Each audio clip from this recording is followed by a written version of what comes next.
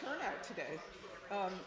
I am truly, Sorry about that. I'm truly delighted to be introducing and welcoming Jeff MacKie-Mason. Jeff is joining the campus next month, as most of you know, as Berkeley's head librarian and chief digital scholarship officer. Jeff is very well known to those of us in the iSchool. He's coming to us from the University of Michigan's iSchool, where he's been a faculty member for the past 29 years, and he was the Arthur W. Burks Collegiate Professor of Information and Computer Science, and also a professor in economics and public policy. As a pioneering scholar of the economics of the internet and online behavior, Jeff was also a frequent co-author with Berkeley iSchool's first dean, Hal Varian. For the last 5 years, he's served as the dean of the Michigan iSchool, so I've gotten to know him much better through that. He's also, just to say one more word that I skipped about his work has focused recently on the development of incentive-centered design approaches to online information services. He's drawn in a great audience today. He's going to talk to us about privacy and surveillance. Please join me in welcoming Jeff. Thanks, Anna.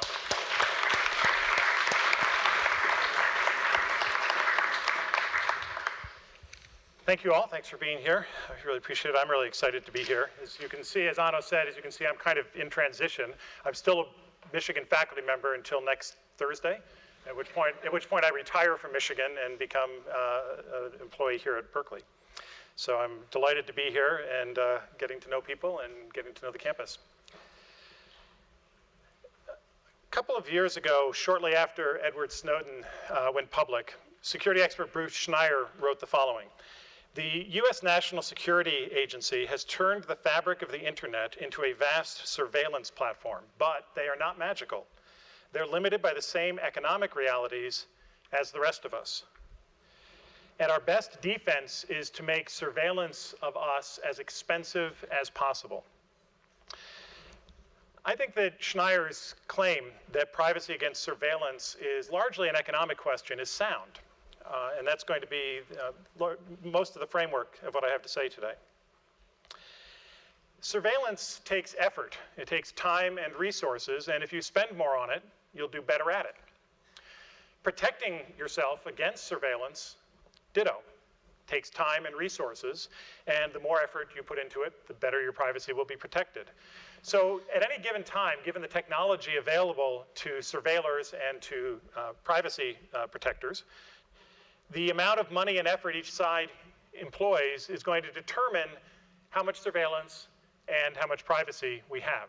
And then in that sense, I think that it's an economic question, how much privacy we enjoy at any particular time.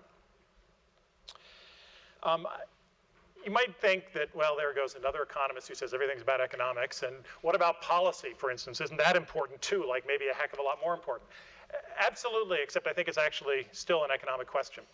Suppose we have a law that is designed to improve our ability to protect our privacy, to, for instance, a right to forget law. How well that law actually protects our privacy depends on the resources the government spends to enforce it. It depends on the resources that surveillors use to avoid it. It depends on how costly it is to get caught and convicted, how costly are the penalties. In other words, just having the law doesn't actually do anything for our privacy per se. It's how much effort we make to use it as a lever to protect privacy against surveillance. So it's still an economic question. It's a matter of effort and resources that determines, on balance, how much privacy we'll have. So I'm going to approach privacy against surveillance, and I'm talking about individual privacy today, focusing on that, as an economic question. And consider the possibility that Schneier, who is a security expert and not an economist, is right, that making surveillance expensive may be our best defense. If we make it expensive enough, then surveillors will stop surveilling, or at least not as much. My concern is that although his idea is right, that making surveillance expensive will increase privacy, that it may not be good enough to protect our privacy. Making surveillance expensive is itself a costly activity. To raise the cost of surveillance, we have to incur time and effort, and that's expensive. So the question becomes, can we afford to make surveillance expensive enough to protect our privacy, or really, to put it better from an economist's point of view, it's not can we afford. We can afford lots of things if we give up other things. Do we want to afford it? Do we want to put enough resources into making surveillance expensive that will maintain a certain level of privacy? And in particular, what I'm really interested in is not today, but the future. How will the economics of information technology, which is going to be improving, affect the balance between surveillance and privacy in the future? Will it lead to more privacy or less? So to start that, let's assume that all of us want to keep some secrets as individuals. For example, I'll give some of my secrets. I would rather most people didn't know my social security number. I was busy writing it down. I would rather keep secret the fact that I'm having an illicit sexual affair at the moment. And especially when I'm talking to potential employers, I don't want them to know that I'm bipolar. Now, none of this is actually true, or at least you have to do some surveillance to verify whether it's true or not. I'm going to claim it's not true. But I do have some secrets that I would rather not put up on the screen. However, keeping something secret is costly. It takes effort and resources. In 1984, Stuart Brand wrote that information wants to be free because the cost of getting it out is getting lower and lower all the time. What he's essentially saying is the cost of surveillance or information harvesting is dropping, and it's making it easier for people to gain access to information. And so in his famous phrase, information wants to be free. I think focusing just on the cost of getting information out or surveillance, though, oversimplifies. We need to look at more than that. But it's certainly the case that as information technology improves, the cost of surveilling goes down. It gets less costly to do surveillance. And that, as Brand said in 1984, pushes towards information becoming available. On the other hand, we've been developing privacy-protecting technology at least since we lived in caves, when we figured out how to stitch clothing together to hide our nakedness. That's a privacy-protecting technology, and we've been getting better at it, and it's been getting cheaper ever since. So improving information technology also lowers the cost of protecting us from surveillance.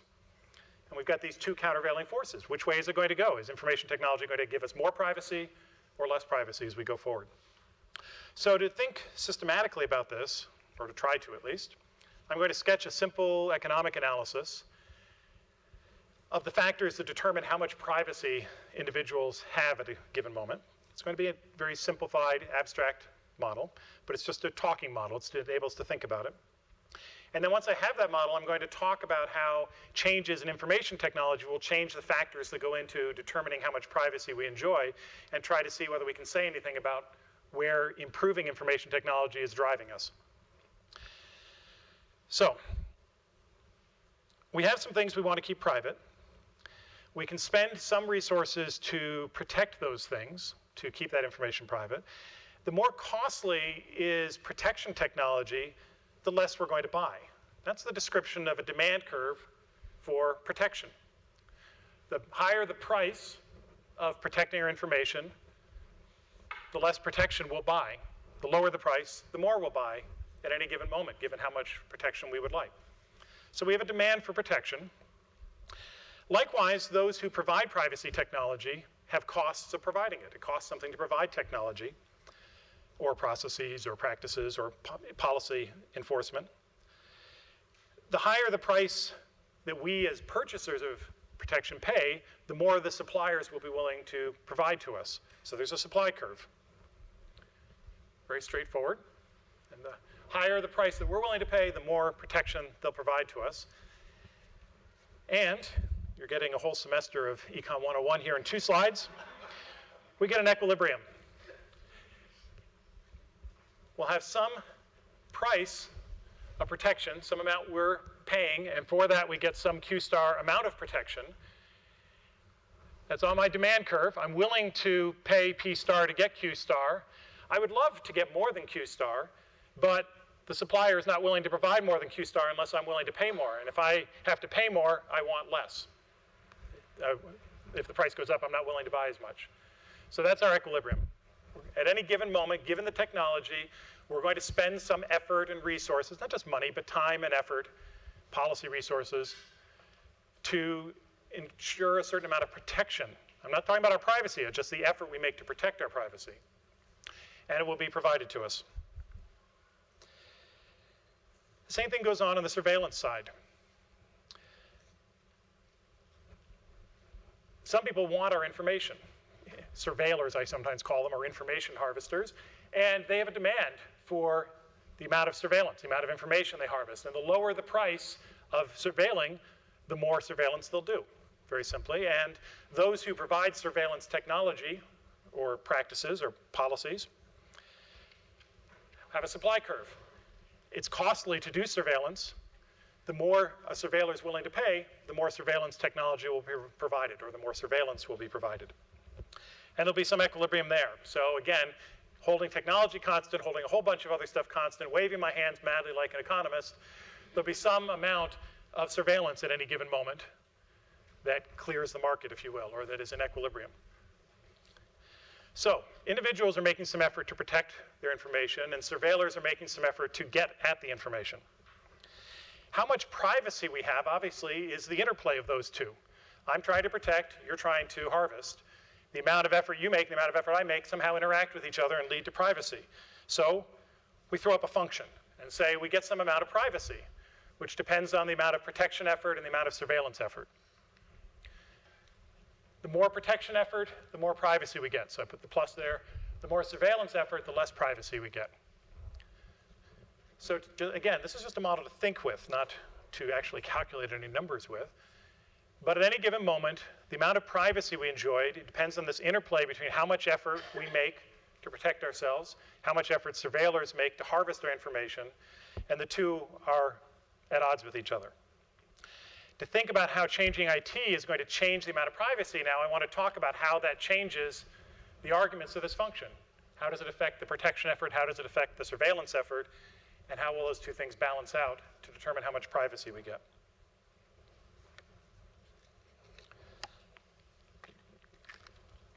So how does an improvement in IT affect the amount of privacy? Let's walk through a quick example to see how we could use this.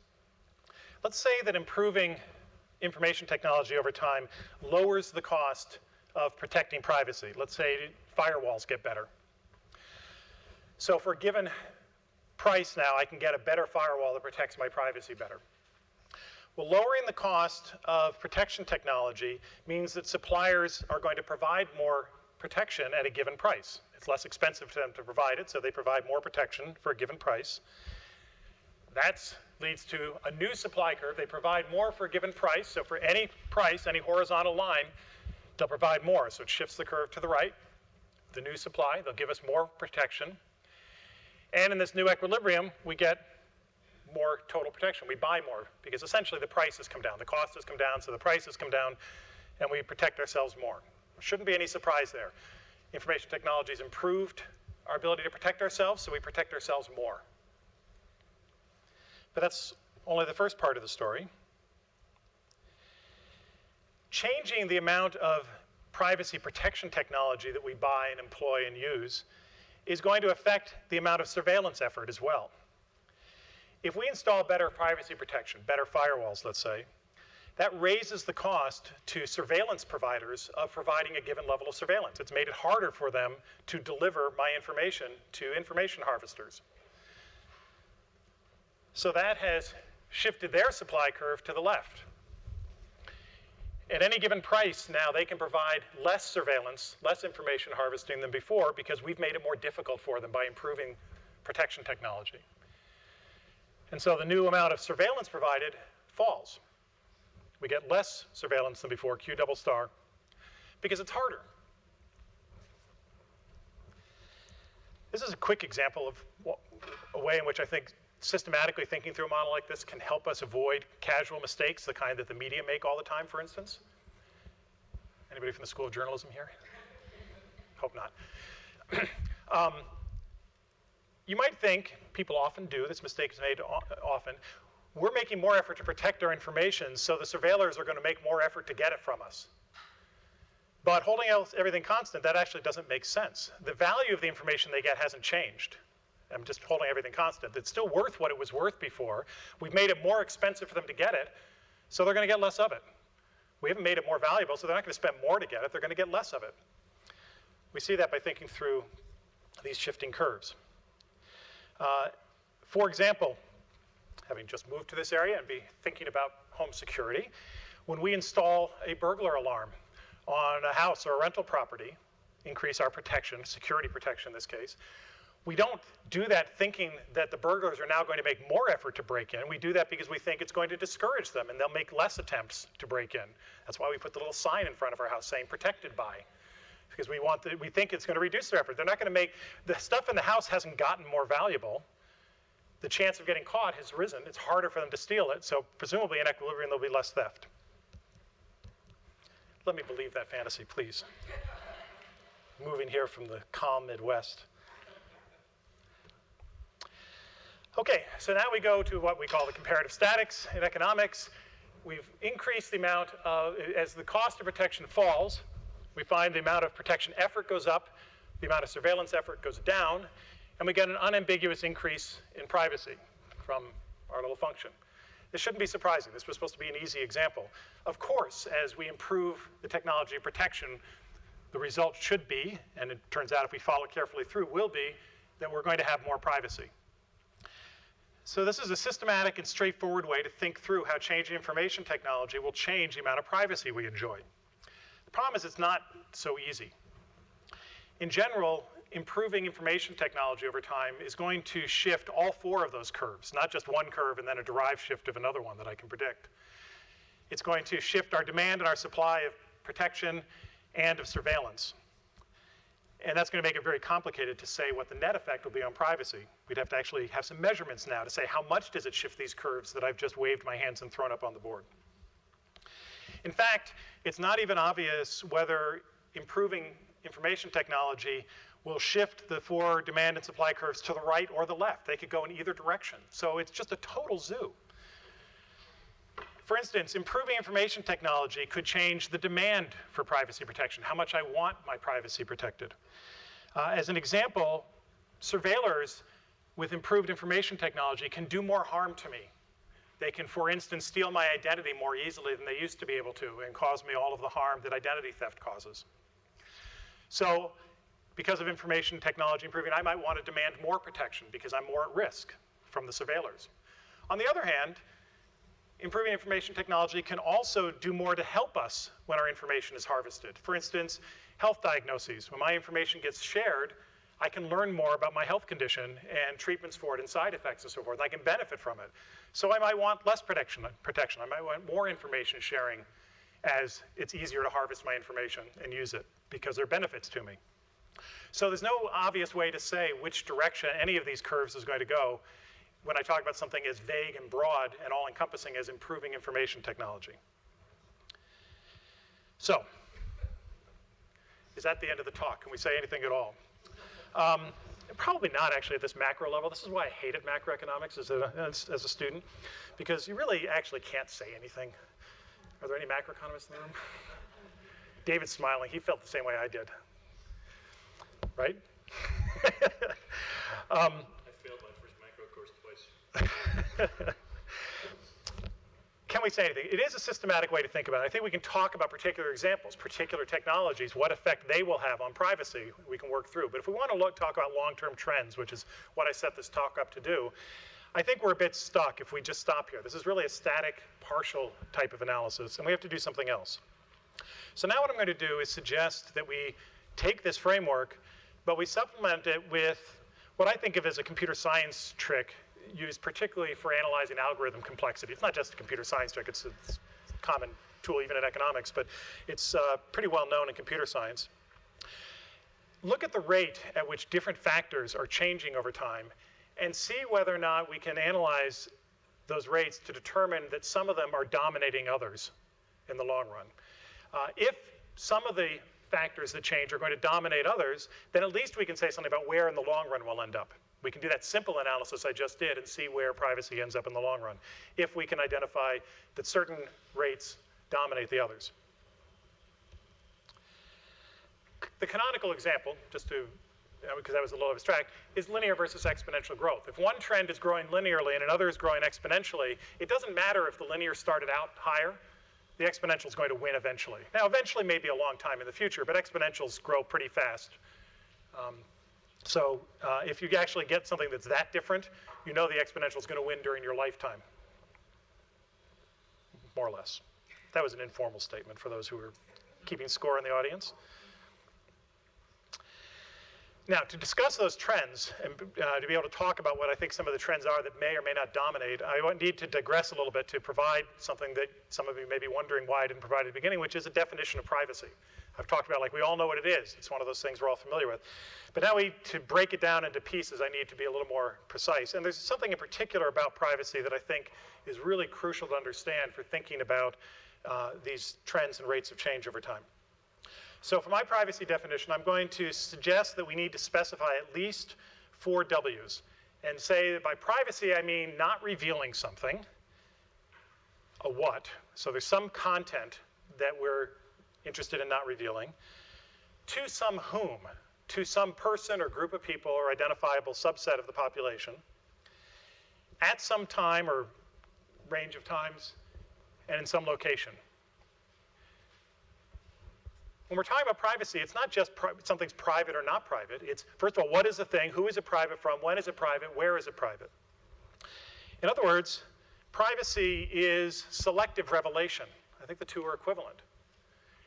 There may be a few things that we want to keep absolutely private. We want nobody to know ever, anywhere, anytime.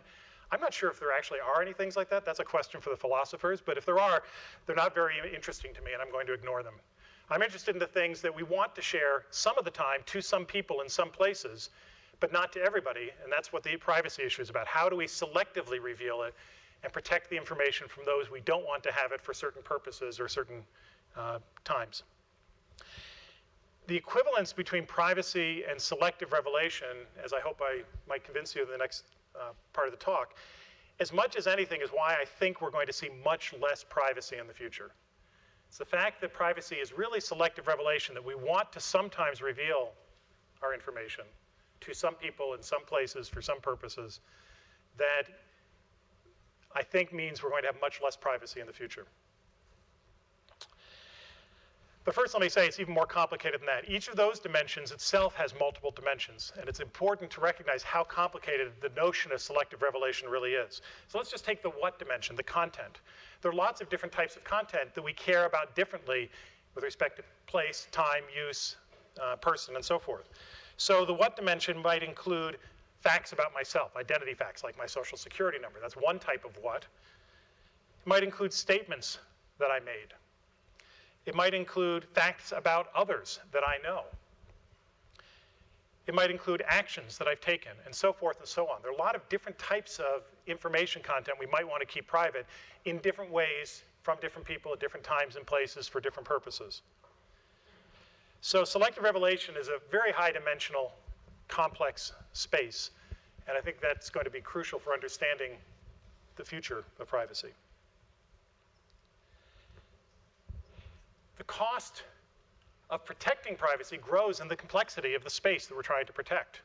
And I think the complexity is going to be growing, is going to be the dominant factor in this. Anybody here know the P3P, Platform for Privacy Preferences? Is that familiar to anybody? Yeah, a couple of the old timers in the audience, sorry. A couple of people who are my generation, more or less. This was an effort by some really good computer scientists who were specializing in privacy in the early 2000s or so, maybe a little later, to develop an automated language for websites to communicate with each other and with users of browsers to negotiate what information could be shared to whom, for what purpose, when, and where. It was to negotiate selective revelation. And you could set up your preferences over selective revelation in your browser, and then it would negotiate with websites what information they could use. Much like today, you set up a gazillion different buttons on each website. You go and you set up your privacy preferences. This was supposed to be an automated system that allowed you to do this in general. It was adopted by W3C, the body that creates the standards for the web, and it was made available, and a company of At the time, no less repute than Microsoft actually adopted it and put it in Internet Explorer. It was available to almost every browser user at the time, back when Internet Explorer was the dominant browser. You haven't heard of it, unless you were studying privacy back then. It didn't succeed. It failed miserably. And if you look at the history of it and you look at what it did, it failed because the problem of selective revelation is too complex to have automatic negotiation. And for people to be able to specify their preferences over selective revelation across all possible types of information, all uses to all parties, and encode that into basically a set of parameters that an automated algorithm could then act on their behalf, be their agent for, turned out to be a failed idea. It just was impossible. So now I'm going to get into the final and core part of the talk. How will improving information technology affect privacy? Thinking about it through this selective revelation perspective. First thing I'm going to talk about is encryption technology and how that's changing and what role that plays in the future of privacy. And the answer is, I think encryption is irrelevant. That may seem a little odd.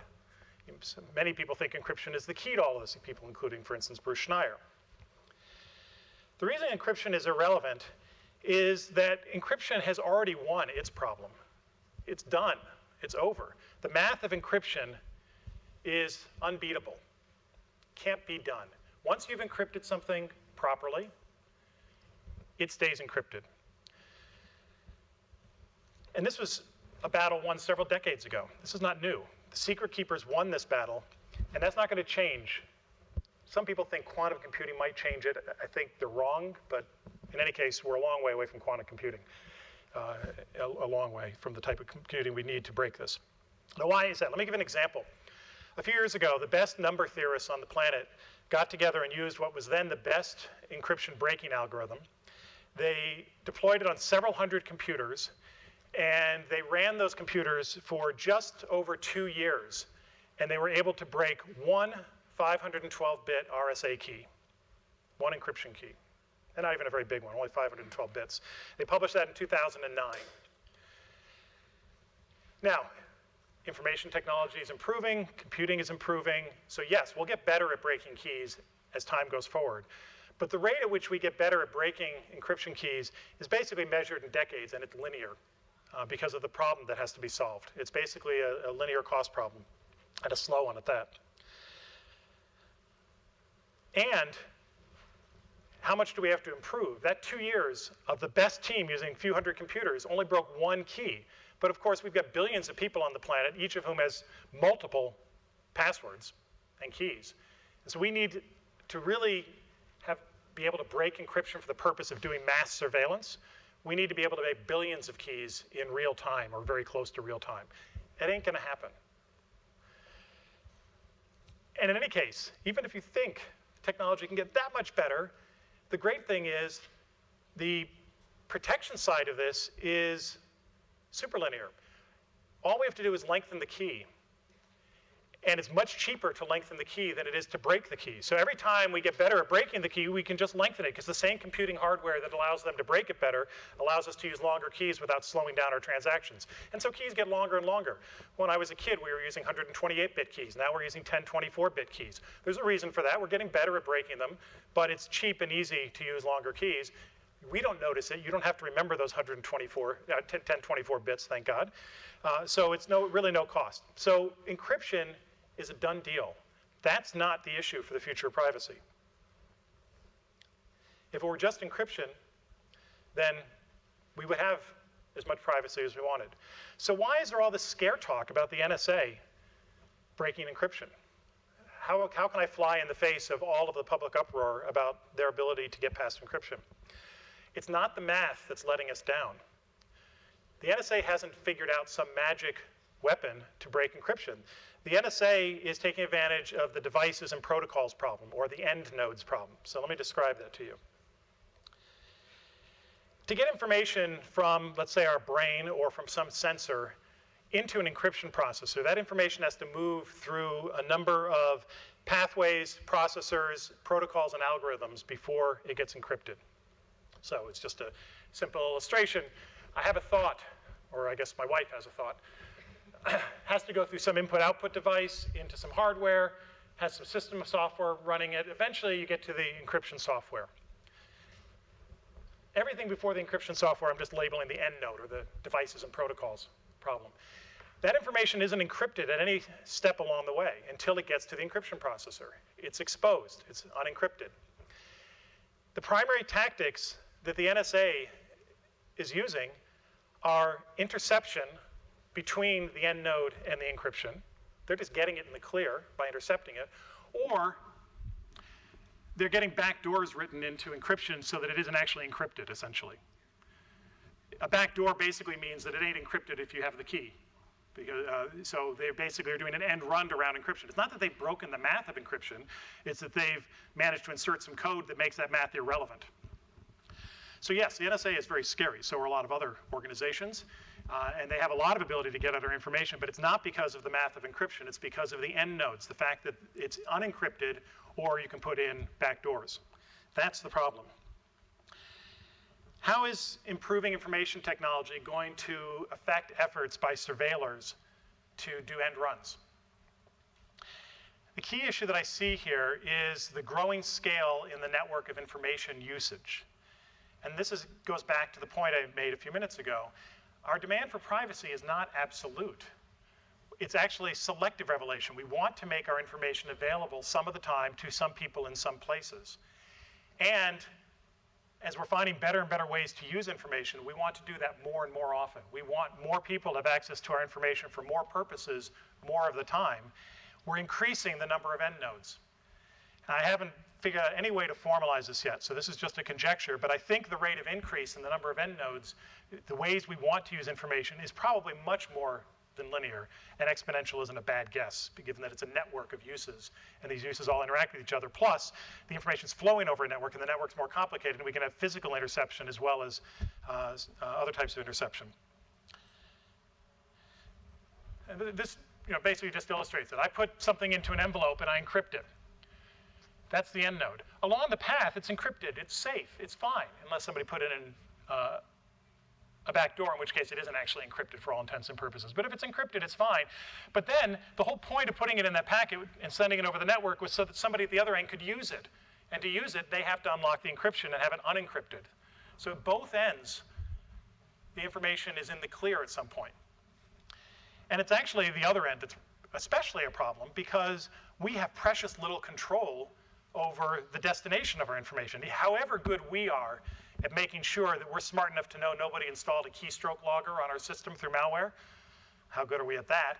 But even if we could do that and make sure that nobody has gotten into our system before we get things encrypted, we have very little control over what happens at the other end. Whether every end node that we send our information to is using strong encryption in the first place that doesn't have backdoors built into it, whether their systems have been compromised so they can be intercepted before the information is re-encrypted for storage, whether they have unscrupulous employees who are selling that information.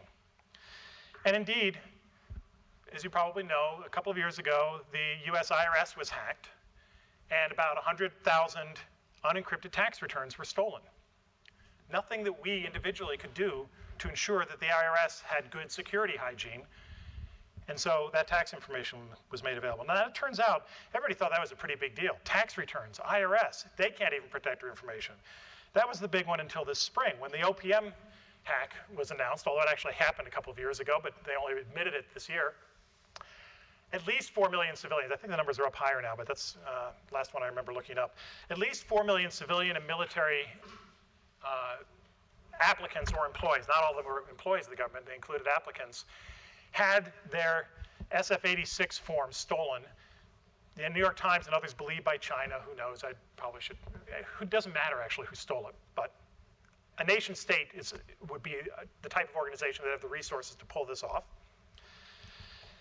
At least 4 million people. Here's some examples of the type of information that was made available on these. These are security clearance application forms.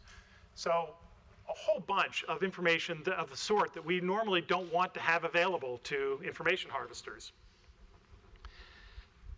And some more. Because this is a security, every place you ever lived you had to report.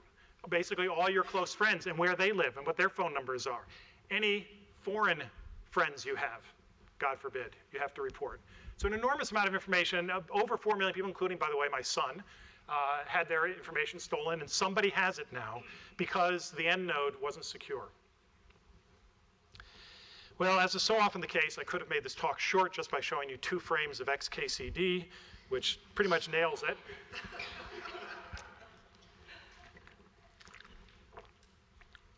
Can people in the back read that?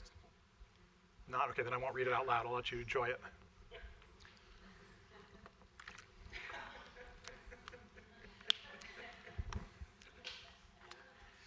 That 4096-bit RSA just doesn't matter if the end node isn't secure. So how serious is the problem of end nodes for the future of privacy? Well, as I said before, I think this may be one of those dominating trends, and with the result that surveillance will win and privacy will lose.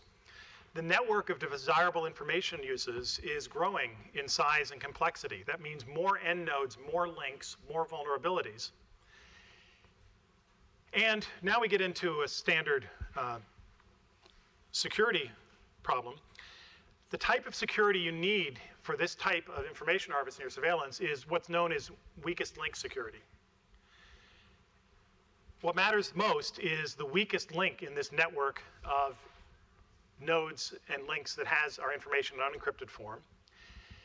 And the economics of weakest link security are really bleak. They're really bad for us.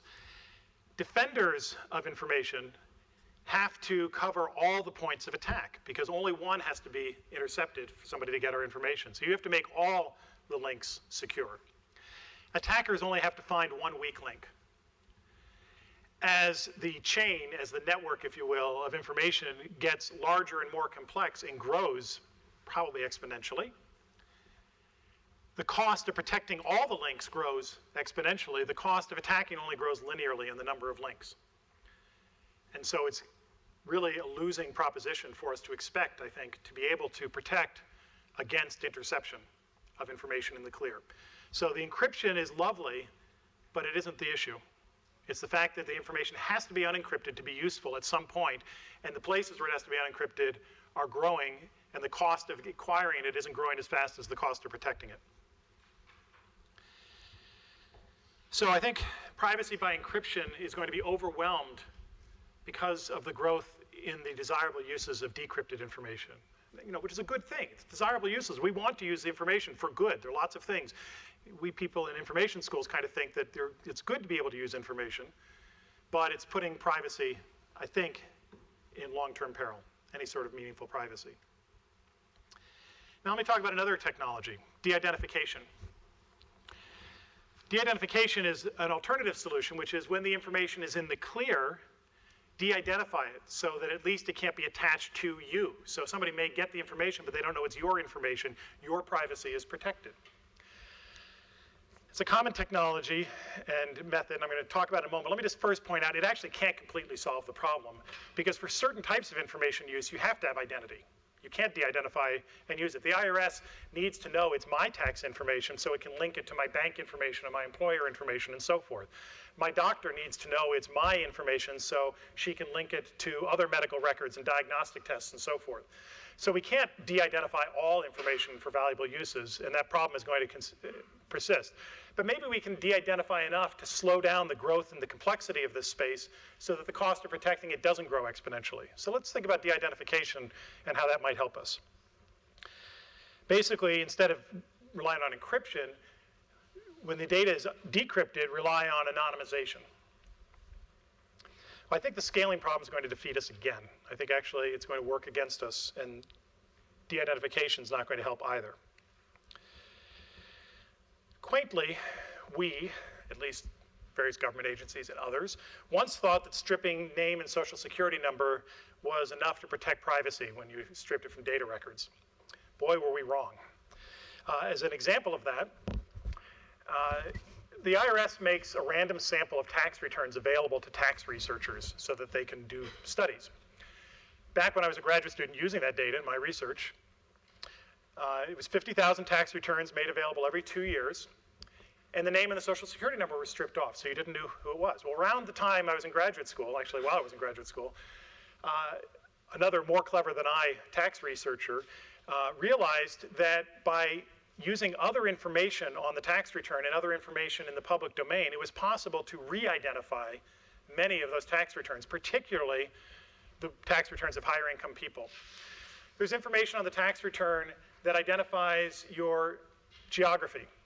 There's information that identifies your occupation. There's information about your portfolio of assets. All kinds of information which, taken together with census information and newspaper stories and other public records, made it possible to re-identify many of those tax returns by using the network of other information. So to really de-identify those tax returns, a lot more had to be taken out of it. Or now what they do is they hash it in ways that you can do analysis on it, but you don't actually know the underlying data, which for that purpose is fine, because then you're actually relying on encryption and you still have endnodes, but we've already agreed the endnode problem is there. But that's just an old example. The point of it is that information about us forms a network of relationships, and a sufficiently dense network is going to provide unique identification of the source of the information. It's basically the fingerprint problem, and I will refer to it as digital fingerprints. If you were able to lift off of this podium just one whirl of my fingerprint, you wouldn't be able to identify me. That's not enough. But it turns out that if you get just 15 points of my fingerprint, you don't need the whole thing, you just need 15 points, you can uniquely identify anybody on the planet. You have to have the database, but assuming you have the database, it only takes 15 points to uniquely identify anybody on the planet. But those 15 points have to be a certain structure. You can put them along the line and Yeah, but if they're random enough, I mean, as long as they don't have as long as they're independent enough, yes. Otherwise, you need a few more points. Fair enough.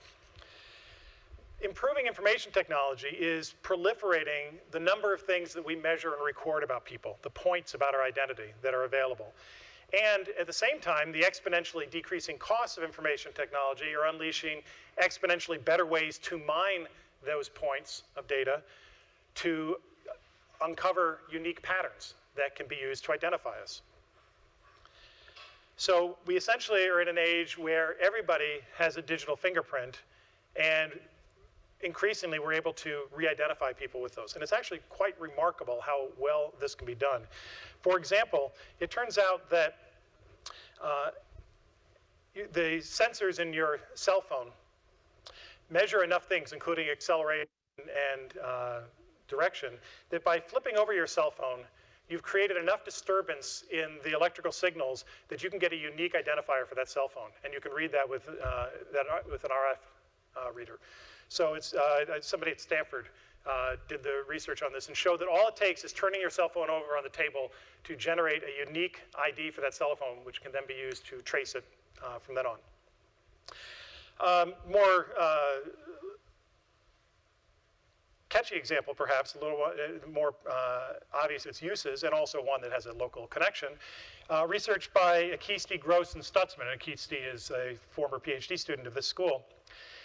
Has used subsets of public data, for instance, just taking public information from people's Facebook profiles. Combined that with cheap facial recognition software, and they've been able to do various things like re-identify anonymous online dating profiles. So they went to Match.com and downloaded a bunch of profiles that were anonymous.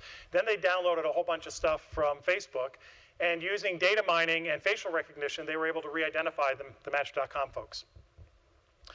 They did the same trick with people passing in public places. There, they had facial recognition and the physical location of where the person was, which turned out to be very useful information for narrowing down the population of Facebook photos to then match using facial recognition. They've even been able to infer social security numbers from Facebook profiles with fairly high degree of success, enough so that your identity is probably only at risk at maybe, I think they're up to about 7% of the time they can get it. But if you get a few million attempts, you're going to get a lot of social security numbers out of that. They do this with various digital fingerprinting techniques. So just to quickly summarize, suppose you're on Match.com and you see this handsome guy, and you want to find out who he is. There's some information about him as well as his picture. So you go to Facebook and you download a bunch of information from various public databases, including some overlapping demographic information and some photos. You apply facial recognition technology and then narrow the search down by things like occupation and other things that are indicated in the demographics, and pretty soon you figure out that this guy's name is Clark Kent. And that's now basically off-the-shelf technology that doesn't require a lot of CPU cycles or a lot of NSF money to pull off. The number of these points about us, these digital breadcrumbs that can form our digital fingerprints, is growing exponentially. We're sensing, monitoring, measuring, and recording more and more because sensing and monitoring and recording is becoming essentially free. So we're doing lots of it. Each of us has at least 19 sensors just in our pocket, if you have a smartphone. Maybe not everybody has a smartphone, but being Berkeley, I suspect most of you do. 19 sensors on that that's recording information and transmitting it. In the UK, there are over 5 million public CCTV cameras recording people's movements on the streets. That's 1 for every 11 citizens. When you go to a private party, how private is it exactly when everybody in the room has a high-definition video camera connected to the internet in their pocket?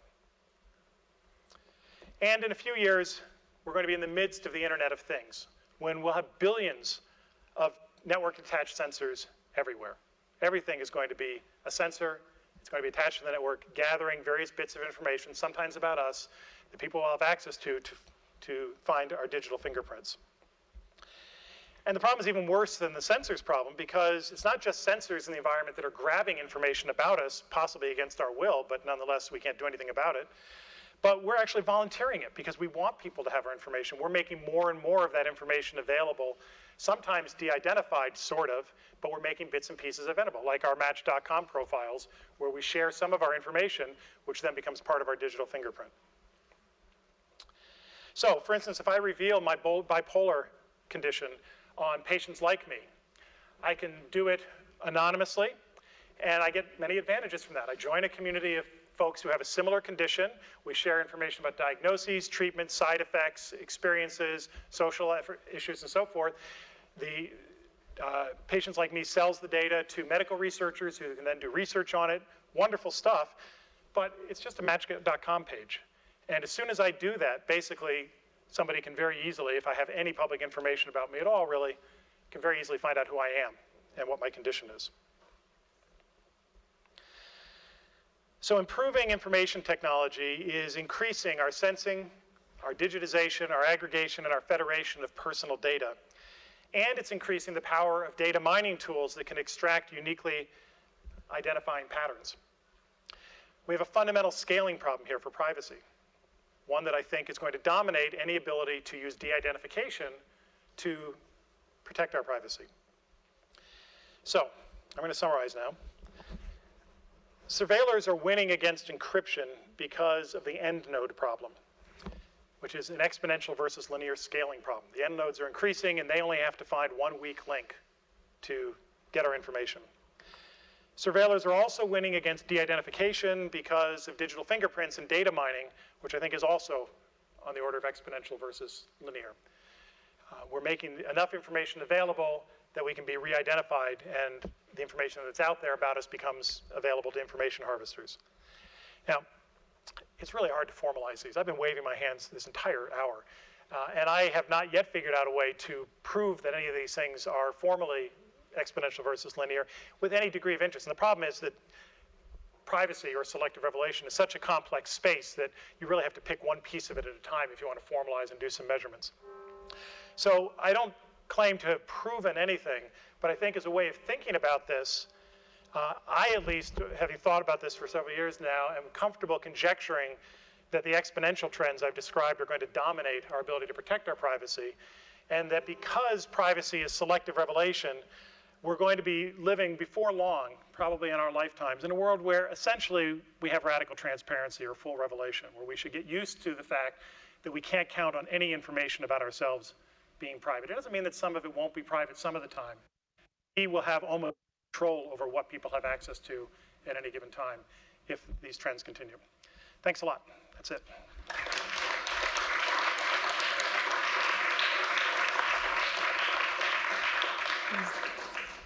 I just just want to thank Jeff, and then we're going to take questions, but please, if you want to ask a question, let Tia hand you the microphone. It's not for projection, it's for recording. Thanks a lot. You made my day.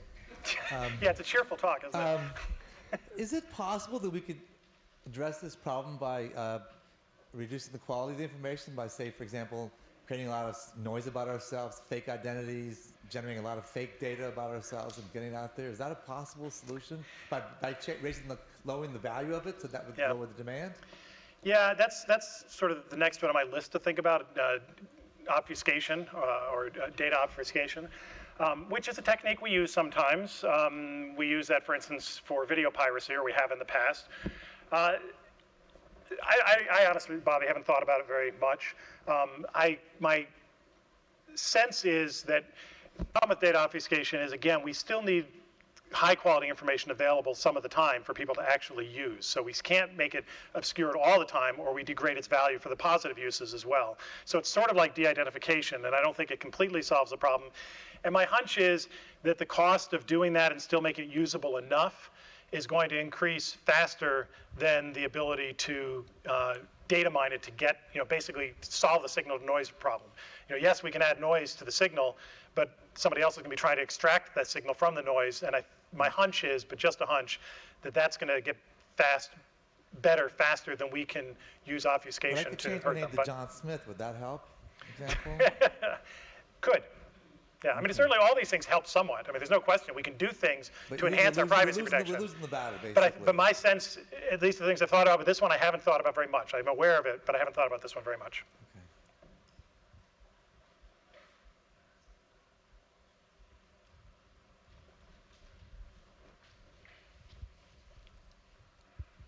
Okay, so imagine that we're living in a post-privacy world. And imagine that we can have this sort of situation where the people who do surveillance on us, we can do surveillance on them at the same level and understand everything about them. And suppose everything about everybody is totally open. Could we create some sort of a global integrity index? Some sort of way of sort of like knowing that, our good deeds and things, basically that this becomes at some point in the future, maybe even some sort of way to convert into an alternative currency of some sort that we can use. You can walk into Whole Foods and take a gallon of milk off the shelf and say, oh, it's fine, it's him, we know. Yeah, well, there's certainly lots of good things that sharing our information allows us to do. And I don't mean to say that this is necessarily a grim future. I think the final thing I said is we're going to need to learn to adapt to this if it happens. I mean, as privacy changes, however it changes, increases or decreases, society's going to have to adapt. We used to have much less privacy than we do today back in the early days of technology when we lived in villages in houses that didn't have doors, didn't have any soundproofing, everybody lived close to each other. And for that matter, the poor have a lot less privacy today than the rich already. So we have lots of examples of people living without much privacy, and it doesn't mean the end of life, but it's a different life. And ideally, yeah, we would want to adapt in ways that found benefits in that and try to minimize the costs of living very transparently. David Brin, some of you may be familiar with his book from the late 90s, The Transparent Society, where he talked about this idea. This is not a new idea. I've taken a different approach than he has, but he talked about it, and one of his points that he's made many times since is that if we are going to have transparency, we want to make it symmetric transparency. So for instance, if the government knows all about us, we want to know all about what the government knows about us and all about the government to maintain a balance of power. To protect ourselves against being exploited by the transparency. So that would be one adaptation, that we'd want to try to make sure as things become transparent, it becomes transparent in balanced ways for a democratic society to survive. So Jeff, maybe I can ask a follow-up to that, because I've been struggling with this notion that we just accept radical transparency. And the problem is we're losing, right? The populace is losing, but people who have the ability and the finances to, find out all this information are winning. So, how do you get to this more equal state where there's bidirectional transparency, or were you truly at a risk of a police state sort of situation? Yeah, that's a very good question, and it's very far outside my competency. I don't know the answer to that. I mean, there's a lot of people who think about that, and I think it's part of my point of this talk is to prod people to start thinking about that. How do we protect ourselves if we have to protect ourselves in a world where we don't have privacy? How do we make sure that things are balanced, things are fair, that we're not exploited, and that our lives are high-quality lives, and that we benefit from this transparency rather than be hurt? But I don't have any easy answers. I mean, I do kind of like this idea of maintaining balance, that we try to make sure that there isn't an asymmetry in who has all the information. That in itself is a hard problem and requires a lot of work and a lot of thought to make sure. And basically that was what Snowden was saying, right? I mean, Snowden's whole point is the government's collecting all this information about you. You should know that. At least know that they're collecting about it. It should be public. It shouldn't be hidden from you. And I think that's certainly a good argument in this direction. Beyond that, I haven't thought much more than any person on the street. I don't have any deep thoughts about what we should be doing yet.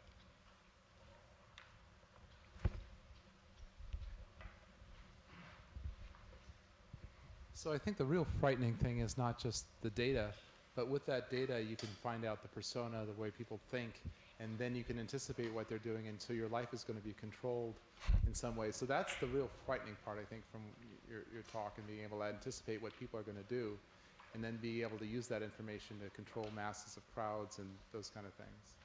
What do you think about that? I noticed that they rebooted Minority Report as a TV series.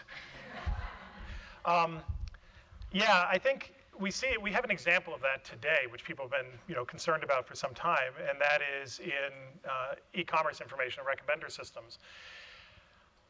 Those of us who are more techno-optimist and maybe less paranoid tend to think, Amazon recommendations, Netflix recommendations, pretty good thing. I'm glad they know my purchasing patterns because I get value from the fact that they make good suggestions to me. That's a good thing. It helps me.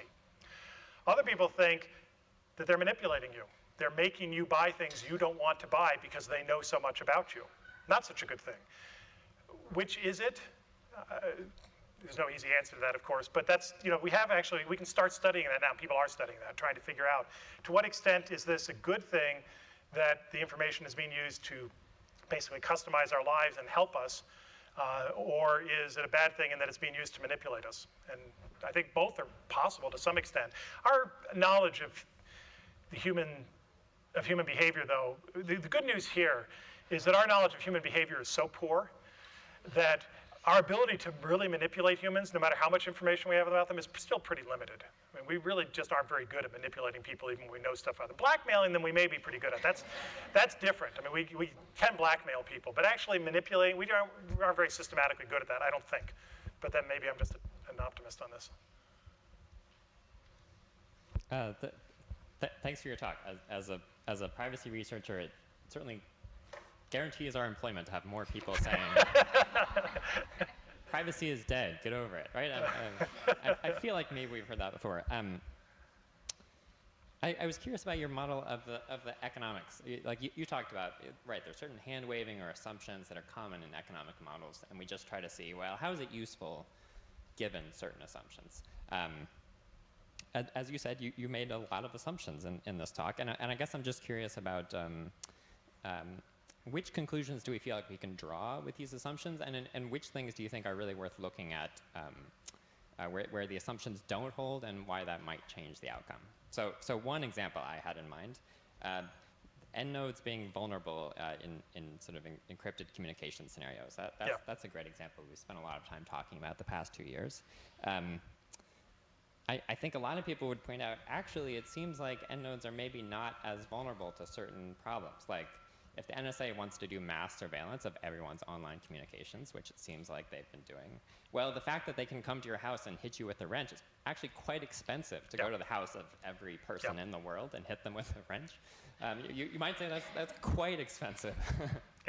Whereas deploying HTTPS in more websites has been actually quite cheap. And so you might say that the thing has shifted from mass surveillance to individualized surveillance. And maybe that's an important difference when we're looking at the conclusions. So I guess I'm just curious, for a lot of these assumptions, which times are the assumptions going to give us good results, and which times might they be misleading? Well, I can't walk through them all, just sort of off the top of my head. I'm happy to talk about them, though. And the one you bring up is a good one. And you're right. I said it flat out. It's a conjecture of mine that the unknown problem is going to hurt us rather than help us. And a lot of technologists don't agree with me. Bruce Schneier is one of them, for example. it is true that the cost of mass surveillance is still really high. Even just the data storage, not to mention the machine processing time, is really still pretty expensive. But we know that's getting cheap exponentially fast. The number of people isn't growing exponentially fast. The number of hours in the day during which they're communicating isn't growing. The cost of collecting that information and storing it is going down exponentially fast. So that one, again, I'm not sure that the cost of mass surveillance is going to really protect us very long. That's sort of security by obfuscation, that it's just all this information's out there, but who can pay attention? And that's true. But we also don't have control over it then if it's out there, and we don't know who's paying attention to it. But the bigger thing, I think, it's true that breaking into people's information one by one is pretty expensive, and it will always be pretty expensive.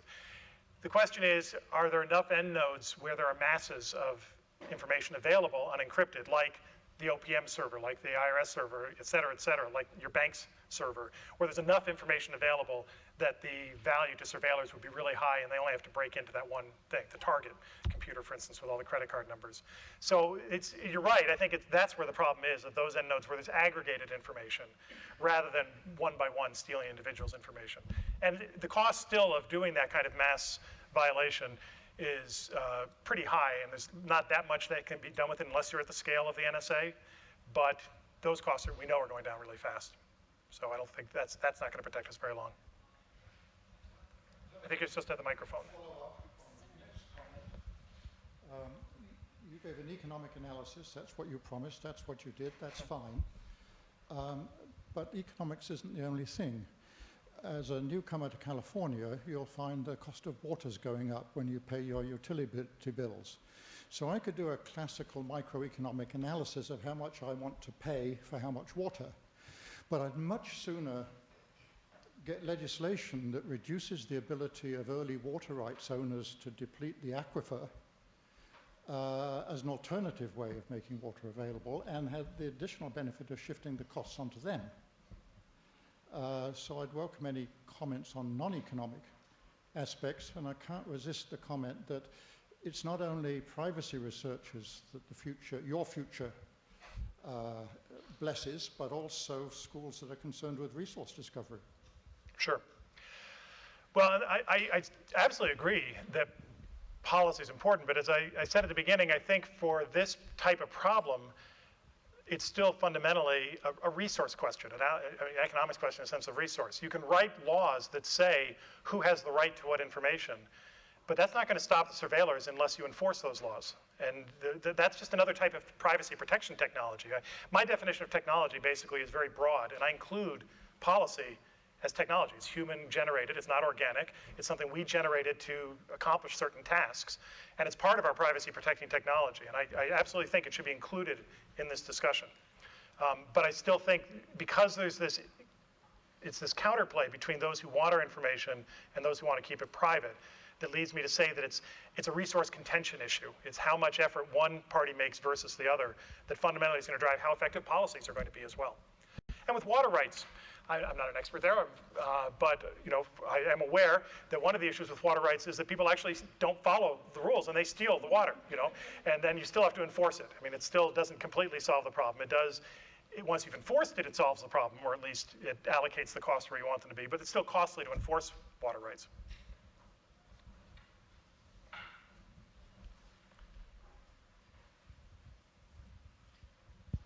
So I would kind of build on that question, and while I am very heartened to hear that you're considering policy as a technology, I think that they regulate in very different ways. And we have many laws on the books that are very sporadically enforced, yet have massive effect on practices, right? And so I think, I think that the complexity of thinking through how we end up requires a level of sensitivity to the way in which different regulators perform in practice, and the public nature of law versus the private nature of technical enforcement create very different levels of kind of normative behavior and expectations of compliance that I think are being obscured by that model. And I think that you're completely correct, and I actually think the world is much worse if you want to take a kind of technically deterministic perspective, in that there is a price insensitivity on the surveillance side that you cannot underestimate or overestimate. I mean, like it's just, been there. Right? And the fact is that there is no market for privacy per se. Right. And so that the things that cause privacy technologies to be adopted are not demand on the proactive side, but responses to the embarrassment of loss. And so the kind of, Alessandro's done some work on price to protect versus price to disclose. And that I think is really important in thinking about this sort of model, that what drives the economics of it is definitely not a pay, nor is it the price sensitivity, I think, on the surveillance side, because I just think we have a boundless and black budget for surveillance, which means it remains unchecked without any proof of efficacy. And all you need to do is look at your UK model and look at the research that's shown that there were billions of dollars spent with very little effect on outcome. Yeah. So. Yeah, I agree with everything you said, Deirdre. And I'll start by saying the one thing about when you do these long-term macro things, where you're just trying to get the trends right, all you really care about is the big thing. And because there is, I don't think it's a boundless demand, because I don't think there's a boundless demand for anything, but a very large demand, and because it is a fundamentally economic demand, there are resource benefits from gaining people's information. I do think that the ongoing pressure to overcome any policy or anything else we put in there is going to be there. And so we're going to have to think of policy in economic terms as well as other terms. But that said, I'm not just going to defend what I said, because one thing I completely didn't talk about, and is one of the other areas that Eric mentioned one and you mentioned one that I think needs a lot more thought, is norms or culture. And I think you were alluding to this, where you're saying we have a lot of policies that aren't enforced, and yet people behave according to them anyway. This was, again, part of my early education as a tax economist way back in 1920s or something. Joel Slumrod pointed out to me that the US income tax system is a voluntary tax system. The amount of enforcement resources that go into enforcing the US tax system no way justify the amount of compliance we have. We basically have a culture of taxpayers. Now, we all think about the people who don't pay taxes, and we all see the way they cheat, but the amount of tax we collect, given how little enforcement we do, is astonishing. So, and I won't call social norms a technology, because I don't know how we create them. I know they are human in that sense, so in some sense they're a technology, but social norms are really important, and I don't know how that plays in here and how powerful they can be given the offsetting benefits to the information harvesters of ignoring the norms or violating the norms. But it's absolutely important, no question about it. And it'll certainly shape the way in which our information is used as it becomes available. The more we move into a transparent world, if I'm right about that, the more I hope we pay attention to establishing culture and norms that protects us from too much harm. I have an online question from Raymond Yee. It's a more personal question. Please tell us about what you're going to do as the Chief Digital Scholarship Officer. And will you be able to continue your research in this role? That really is a little unfair to this audience. It's a bit off topic. It's also, I've done a job interview. I don't really want to do a job interview right now. But that's just, privacy issues are important issues in scholarly communications as well, and it's one of the ways in which we put out breadcrumbs. So anybody who pays attention to digital communications has to pay attention to privacy, and my work on campus related to digital scholarship and scholarly communications, privacy will be an issue. Other than that, it's a bit separate, and I would be delighted to invite the person who asked that to contact me directly, and I'd be happy to answer the question. I really don't mean to dodge it. I just don't think it's appropriate for this audience at this time. So my email address, I'll make this public, and this is truthful, is jmmason@Berkeley. So if anybody can contact me.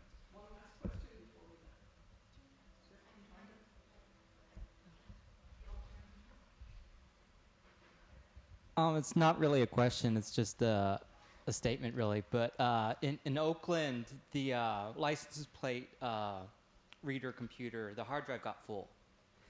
And what they ended up having to do is, because there was a rule about procuring a new hard drive, you had to go through specific vendors, and it's just so much red tape, that they decided to reevaluate the value of holding on to all the license plate information for so long. So they actually ended up deciding not to increase the storage capacity and just only hold information for 6 months rather than how many years they were doing. Yeah, well, it's related to something Deirdre said, and it's another nice topic in relevant to privacy is maybe we can get access to all the information. Doesn't mean we want to keep it. It actually does cost something to preserve it in a way that makes it findable and usable in the future, and we may not want to. And that's, to some extent, how Google avoids a lot of subpoenas. A lot of the information that Google has about us, they purge every year. I mean, they only keep for a year. And so they can't provide it to a subpoena because they don't have it anymore. Maybe Jen could ask one last question. Right here. Hi, kind of a fun one. So in this era of radical transparency, what technologies would you be betting on and putting your money on in terms of sort of helping to create the balance that Eric was talking about, or that kind of thing? And are there some economic factors that would be weighing in your decision, or is it just like, I like the name of that? I guess now that I'm in the Bay Area, I have to get used to people asking what's the next startup to invest in. You know, I'm going to mostly punt on this because I really haven't thought about it. But I do find that I think one thing that I find very useful personally are, and this is about user interface design, well, not just the design, but about user interfaces, are being able to, giving people a view of how other people see their information. So for instance, that I can take on a persona of somebody in the public or somebody with some other access and see what they can see so that I can be better informed about what am I exposing about myself. So that's one type of technology that I think can help us live in a world where we are more transparent if we can have a better sense of the ways in which we're transparent. But it's a good question. I haven't really thought about it much before. Let's give Jeff another. Thanks.